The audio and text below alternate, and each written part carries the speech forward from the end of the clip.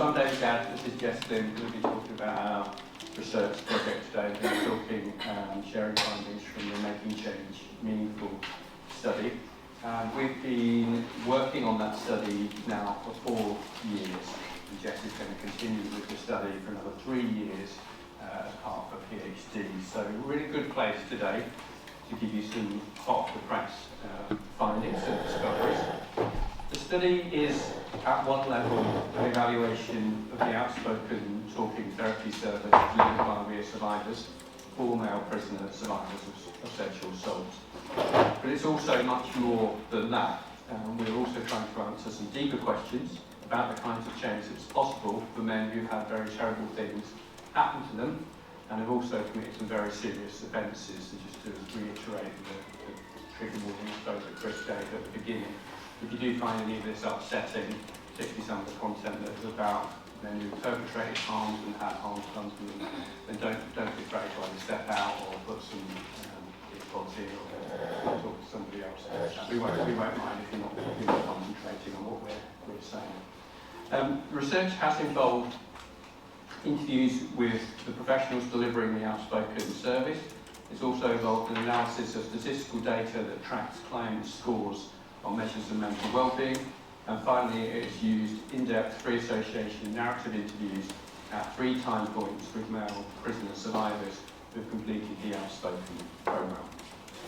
So as you will all know, public interest in the issue of sexual assaults against men often dwells, sometimes in quite a lurid way, on the risk of being raped in prison, but the prisoner survivor population is actually much more diverse than this.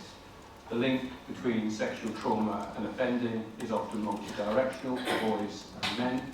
For example, there is considerable evidence to suggest high rates of prior sexual abuse victimisation amongst boys and men who enter the criminal justice system, and not just amongst men who are convicted of sexual offences.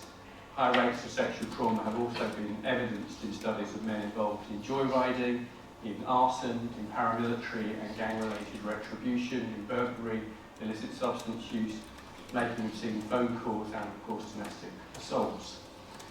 So why might this be? Well, disruptions to education, admissions to institutional care, and estrangement from family that can follow young men's attempt to disclose sexual assaults or run away from abusers consolidate the risk factors that lead some male survivors to become repeatedly victimised and to persistently reoffend. As undisclosed sexual trauma is compounded by deteriorating mental health, fears of being judged as weak, self-blame, internalised homophobia, and problems with intimacy, male survivors of sexual assault can find themselves in conflict with or estranged from the loved ones who might help them access support or contain feelings of rage. Aggressive behaviours that keep anyone trying to get close at bay, vigilantism, self-harm, and suicidal ideation can all be symptomatic of prior experiences of sexual victimisation that male survivors have yet to fully process.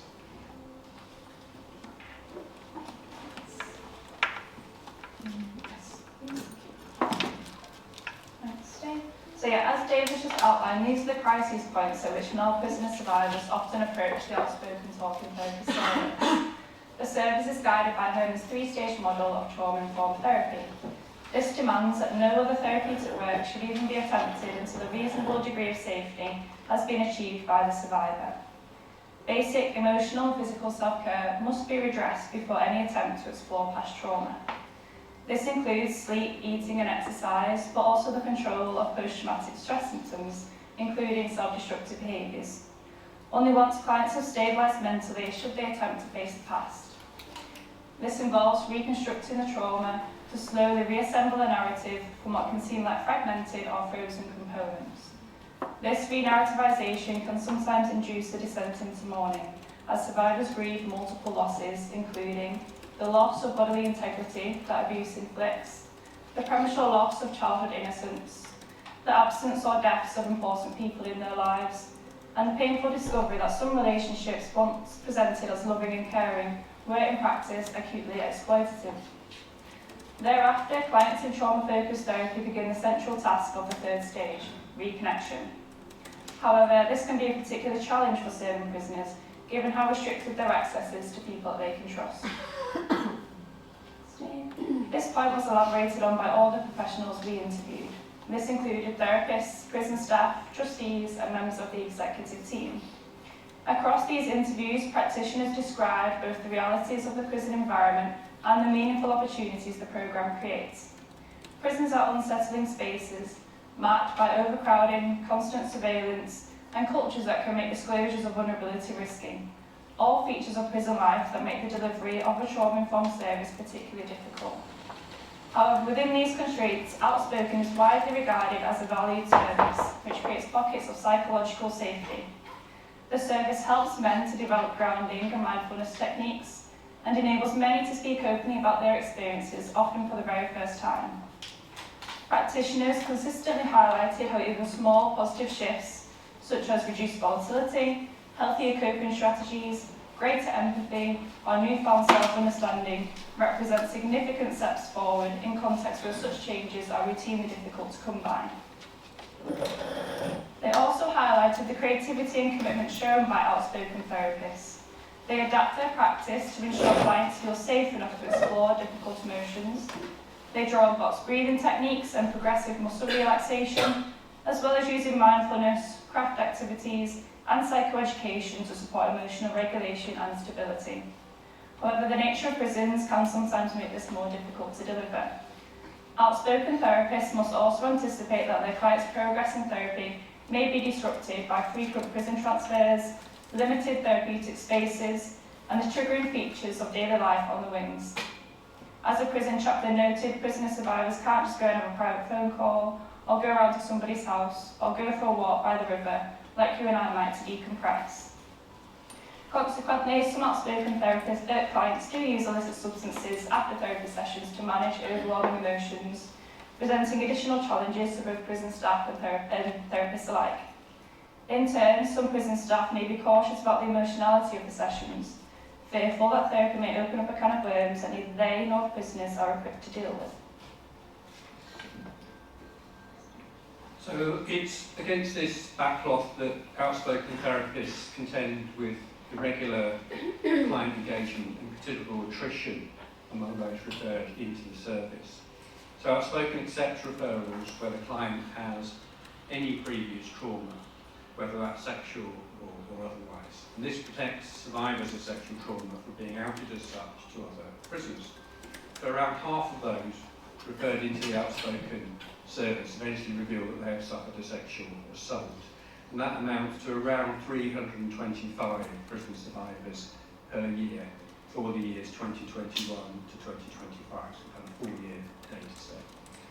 Once those who are deemed unsuitable for the service, along with those transferred or moved out of prison, are discounted from that data set, the number who complete 11 or more sessions amounts to about 60 clients per year, with around 2/5 of these undertaking 20 or more sessions. So who are these clients? 82% of Outspoken clients are victims of childhood sexual abuse. 1 in 5 are victims of sexual abuse in adulthood. About 7% have been sexually assaulted in a custodial setting.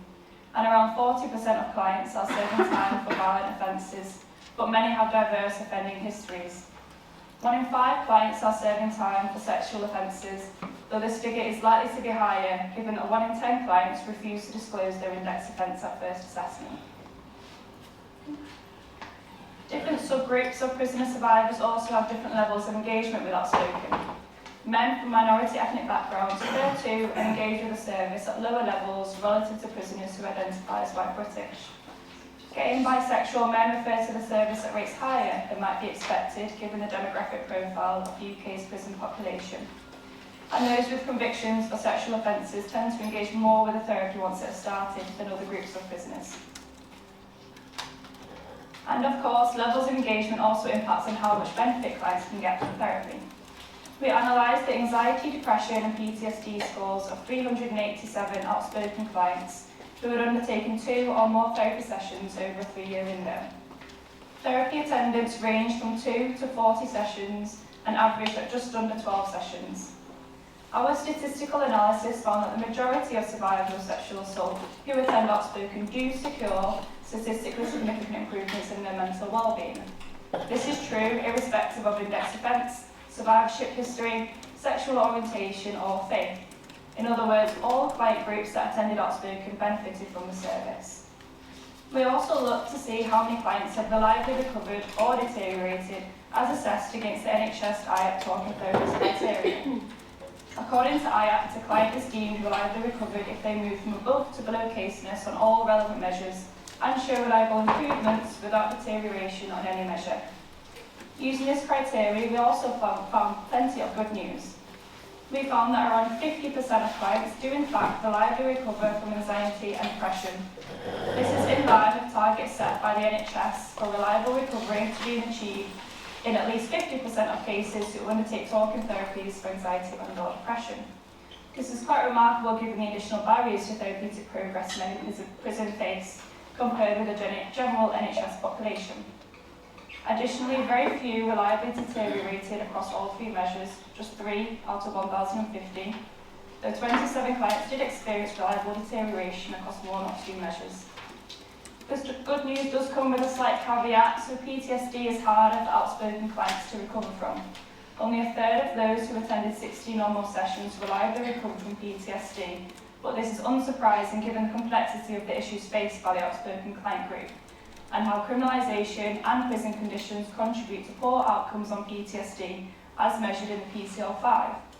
This PCL5 measure includes items such as having strong negative beliefs about oneself, blaming oneself for stressful experiences, feeling distant or cut off from other people, being super alert, on guard, jumpy or easily startled. These items all capture the inherent trauma of living in prison, and we can't easily disentangle that from the impact of sexual assault. Perhaps tellingly, those Outspoken clients who had recovered from PTSD were more likely to be survivors of childhood sexual abuse and exploitation than survivors of assaults perpetrated on them more recently as adults in the community or in custody. The mental health of male prisoner survivors who had been convicted of sexual crimes tended also to improve less steadily than prisoner survivors serving time for non-sexual offences. However, as our in-depth interviews revealed, the need to come to terms with having also inflicted harms was a reckoning that extended to those who sold drugs and those who perpetrated previous or lethal assaults.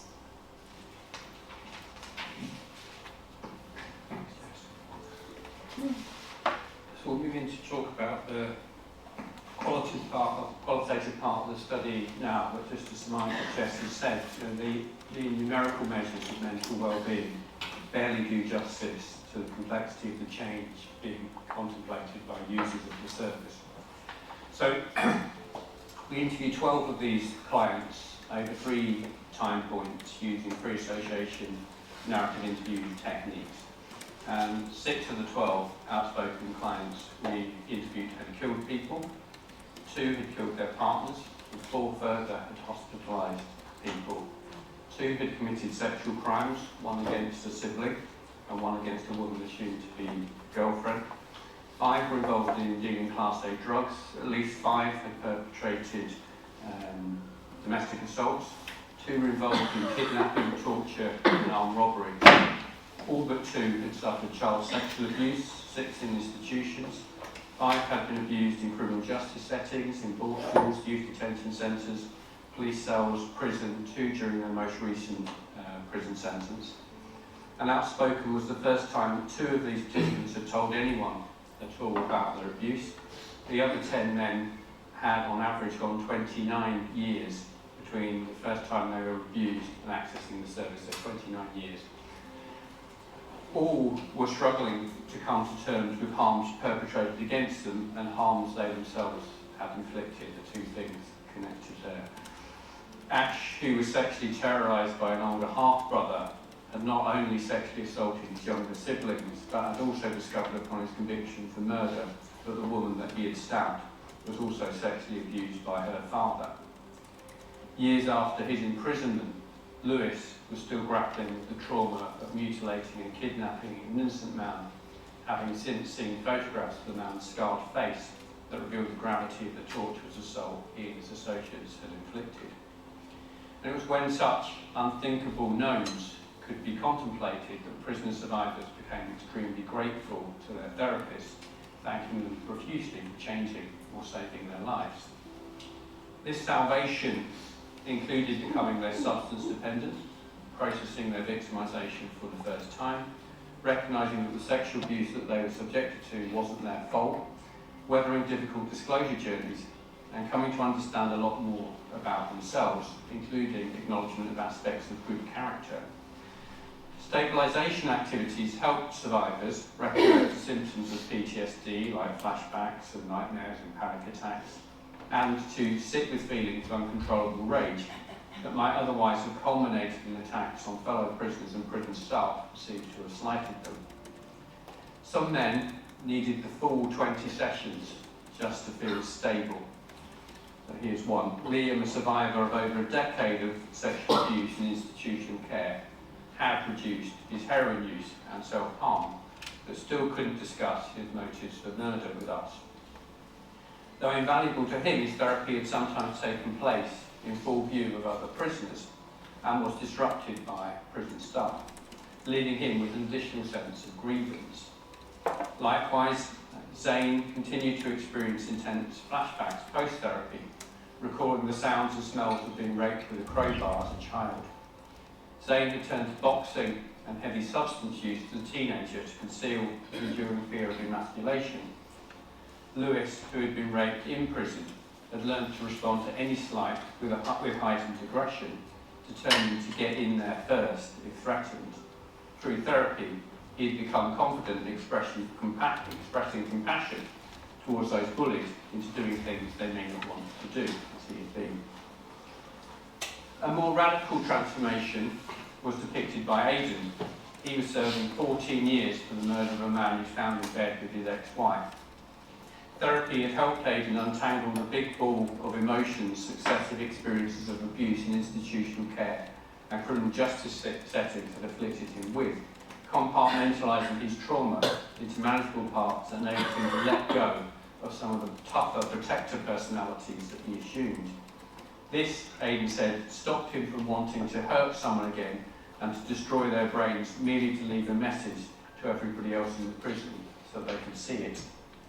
Aidan commended his therapist for creating a safe environment in what were otherwise very unwelcoming prison rooms, where he could explore his past for the first time in the 37 years since he'd been stripped and raped by 6 night staff at Children's Remand Centre. In his re-narrativization, Aidan had learned that the pains of his own victimisation had paled in comparison to the guilt he still felt about smaller and weaker boys who were less able than him to fight back, being taken every night once the abusers decided to leave him alone. Vicarious trauma he considered to be the worst part of his time in institutional care, and potentially a prelude to the schizophrenia he was diagnosed with as an adult. Likewise, it had taken Ethan 17 years to accept that he'd been groomed into what he called sexual interactions with his father's friends, and to find the confidence to say, I'm a survivor now. In therapy, Ethan discovered how he misdirected the frustration and pain being sexually exploited, inflicted on him, onto suspected sex offenders, against whom he mounted vigilante attacks. He said, I've always lashed out towards them sort of people because of what I went through. Similarly, therapy had helped Carl, a gambler who turned to drug dealing to pay off his debts, to stop blaming himself for the almost daily abuse his now deceased dad had subjected him to. Role-play with his therapist, enabling him to finally ask, hypothetically, his abuser why he did it. Whilst Carl's gambling had led to the heartbreak of family holidays being cancelled, the process of coming out as victims had seen some of these men inflict much graver harms on their partners. The first person, Ben, an autistic man who was abused in residential care, had told about his sexual abuse was his ex-partner. Our interviews uncovered, however, that Ben had never fully opened up to this woman, and that he'd actually hit her repeatedly and shouted at her to make her listen to how frustrated he felt as she began to question his fidelity when their sex life became difficult. Ben had avoided sexual contact with his partner when things reminded him of the abuse. He now regretted deeply that the police had not dug deeper when he was twice arrested and interviewed, once for domestic abuse offences and another time for stamping on the head of a man he'd beaten for threatening his niece. Similarly, as a teenager, Liam had confided in a police officer he trusted, only to become further enraged when the police officer accused him of making up disgusting lies about people, while at the same time, contradictorily, encouraging Liam to keep quiet about his sexual experiences as a child. Well-intentioned safeguarding efforts could also backfire. When Lewis told his mother that he'd been raped, her call to the prison prompted officers to increase their checks on him. Other inmates then jumped to the conclusion that Lewis was a vulnerable prisoner who'd either grasped on someone or had committed sexual offences himself. Hence, transformations were rarely absolute while therapy was ongoing. In the interviews that were spaced 1 to 2 weeks apart, we started out by interviewing people quite close together and then followed them up. In these first interviews, which took place typically at the end of the outspoken intervention, we often learn that homophobia had complicated coming to terms with sexual assault for male prisoner survivors, though not all of them fully realised this. Some men began the interviews by describing their sexual orientation as normal and or straight, despite having accepted or pursued some form of intimacy from a man at earlier points in their lives. Daniel, who was a burglar and a drug dealer, had twice committed to marrying women while at the same time fantasising about becoming a rent boy after he was raped by a man in a hotel room he'd willingly entered. Several men still tacitly blamed themselves for their victimisation. Liam remained troubled by the fear that he had secretly enjoyed being abused, especially as it often followed what he saw as his own naughty behaviour as a child. Rob, serving 19 years for murder, still pondered if the child sex abuse he was subjected to in institutional care and a detention centre had made him bisexual, or if he had given off some sort of vibe that invited that abuse, his mother never believing that he'd been serially raped. Likewise, Mark, who only began identifying as openly gay after he was in prison for murder, asked rhetorically what it was about him that had encouraged a stranger to think that he would want to be molested. Because Mark's parents had implied that some homosexuality was something dirty and seedy, Mark seemed not to recognise the extent to which homophobia reflected his own decision to twice stab a male lover with whom he was actually in a clandestine relationship. From within prison, few could address the unsettling reactions of their family to previous disclosures. Lewis kept his abuse a secret from his emotionally vacant father, whom he knew regarded him as a failure, and who interjected to tell him not to ask for money every time Lewis tried to speak with him. Zane's family still joked about him being anally raped.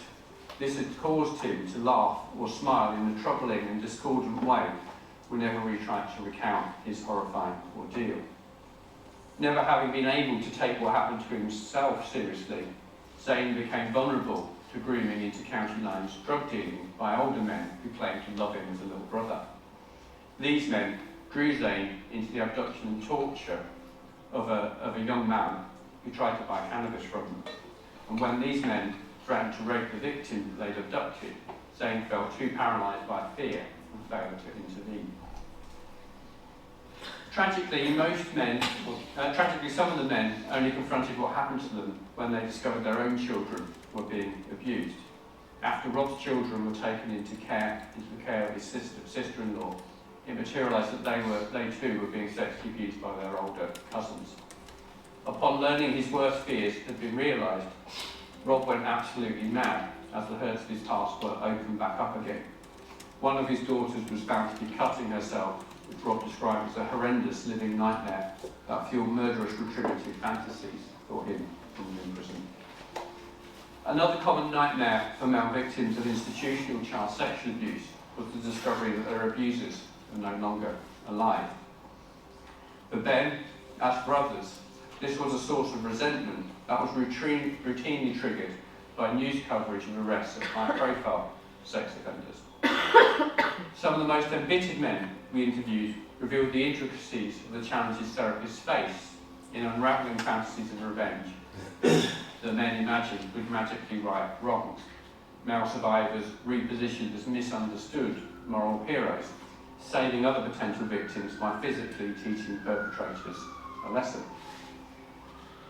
Vengeful fantasies could extend to the killing of state actors and father figures who'd not only abused them, but had made them feel culpable but blamed them for the dire consequences that unfolded. Zane took considerable pleasure, for example, in recounting the revenge attack that had left his uncle brain damaged after revelations of his sister's abuse. Yet any chance of justice for his own abuse was lost when his mother had accepted a bribe to stop him identifying the perpetrator in the police lineup. A close friend who survived the same abuse by suicide when Zane was 15, leaving him with lasting grief, guilt and depression. Now, critically, for all of those abused as children, there was no prior, pre-abuse state of mental wellness to which they could safely go back to or recover to. Though some, like Aidan, explained how therapy had brought them to a crossroads, at which they'd been helped by the therapist to take another junction. Not all of those in outspoken therapy reached this psychological juncture, though.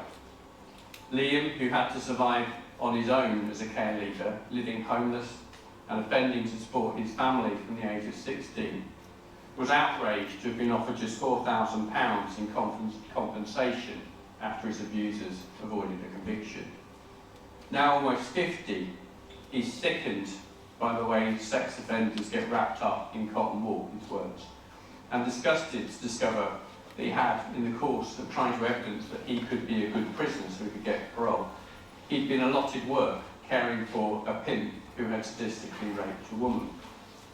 While he spoke highly of Outspoken, it was clear to us, anyway, that Liam's journey as a survivor still had some ways to go. Liam had yet to be convinced that the 37-year-old woman with whom he fathered a child when he was just 15 had actually abused him. He still could not share the reasons why he had murdered a friendly neighbour who'd inquired about the child he'd had with this woman. And the largely virtual relationship Liam had instigated more recently with a woman outside of prison had ended abruptly when she called him a murderer and he told her she deserved to be raped and domestically abused, despite knowing that she too was a survivor. Likewise, Ian, a man in his 60s who had raped and killed a woman he assumed to be his girlfriend in a graveyard some 30 years ago, still found it easier to claim that the incident was so horrendous that his brain had switched off than admit to us what he had done. From Ian's perspective, the bigger injustice was that the teacher that had raped him and was charged with almost 200 sexual abuse accounts escaped justice by hanging himself. Ian had still to join the dots between his own sexual development and the time his father had tricked him into having sex with a girl that he, Ian's father, had actually made pregnant previously. Except his now very elderly mother, there were very few people left in Ian's life with whom he could reconnect on the outside. Indeed, estrangement was a perennial problem for most, if not all, of the male prison survivors we spoke to. Mark's family had begun distancing themselves from him at his trial. His sister, who was the only family member who really accepted his sexuality, having also refused to visit him in prison. Rob had divorced his third wife, instructing her to go and get on with her life and not wait while he was stuck in prison. And Daniel's relationship with his family had become distant as he'd become substance dependent to numb the pain he felt in the aftermath of a rape he had barely disclosed. Lacking strong social connections on the outside, most of the male survivors we spoke to used what they had learned in therapy to connect better with men on the inside in prisons. Ben, for example, became an active peer mentor for the Drug and Alcohol Recovery Service. Zane became a prison listener in preparation or in the hope of becoming a listener for We Are Survivors upon his release. And Ethan became an equalities rep. Rob self-styled himself as an agony aunt on the wings, directing men to Outspoken. And Daniel became an advocate in the prison for LGBTQ rights. For some, like Lewis, it had been a huge relief that his outspoken therapist had been able to make him feel normal enough after he'd disclosed that he'd been raped, normal enough that he could now attend a group in the community of men who were similarly survivors like him.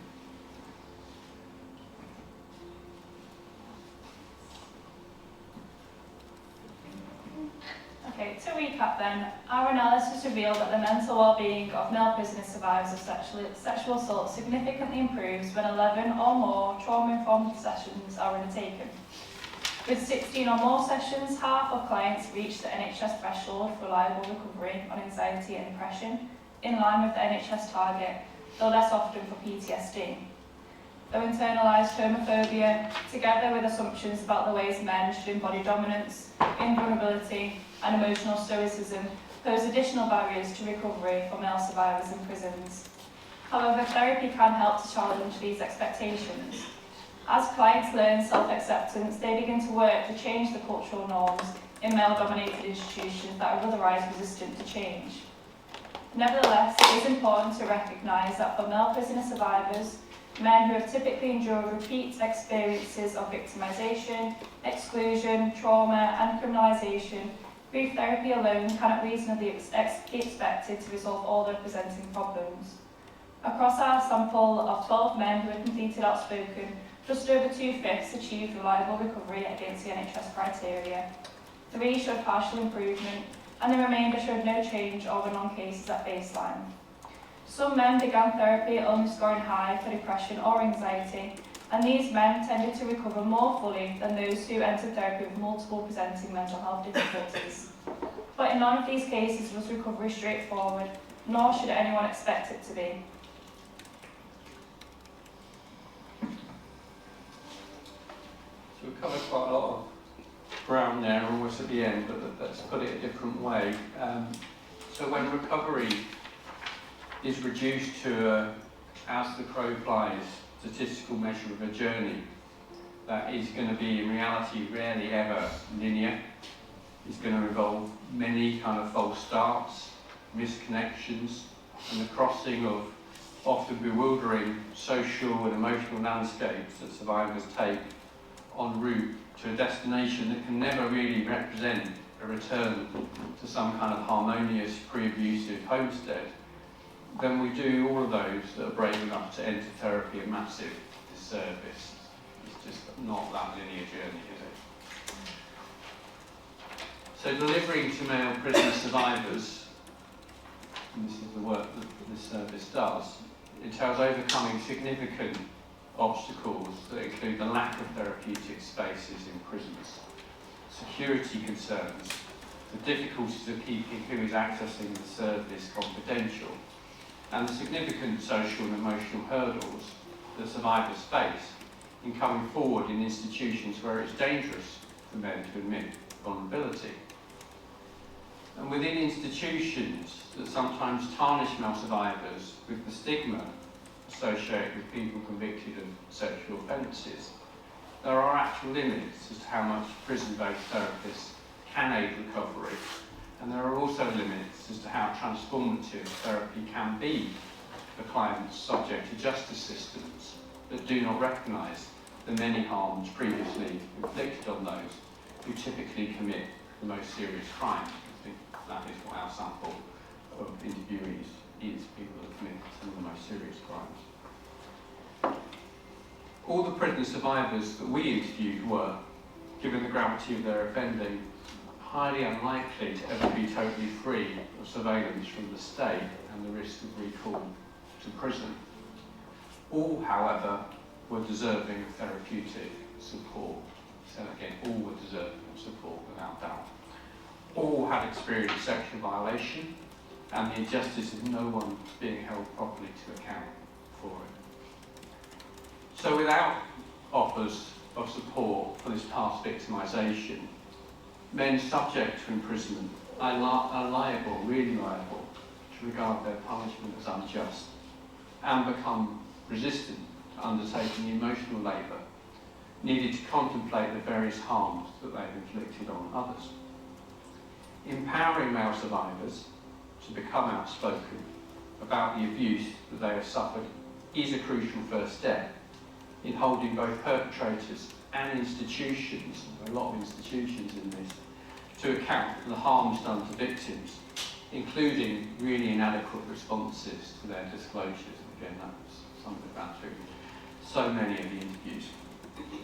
Persuading other people, persuading others to listen to them, means really widening our preconceptions about who survivors are, and recognising that when inadequately supported, some male survivors sadly do become perpetrators of serious harm.